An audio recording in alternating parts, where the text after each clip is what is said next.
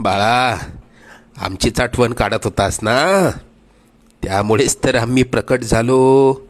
अरे मायबाप मानतोस ना आम्हाला, मग तुला पैशांची गरज असताना सांगायचं ना.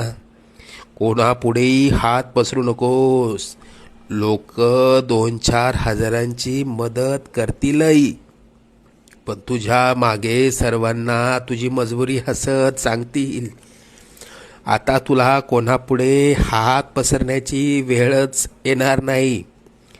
तू आजपर्यंत भरपूर दुःख सहन केलंस. लवकरच तुझ्या रडक्या भाग्यात सुखाचे दिवस येतील. तुझ्या मनात असलेली इच्छा पूर्ण होऊन अक्कलकोटला पेढे घेऊन येणं होईल. येशील ना आम्हाला भेटायला अक्कलकोटला? सगळं मनासारखं होईल. निश्चिंत राहा.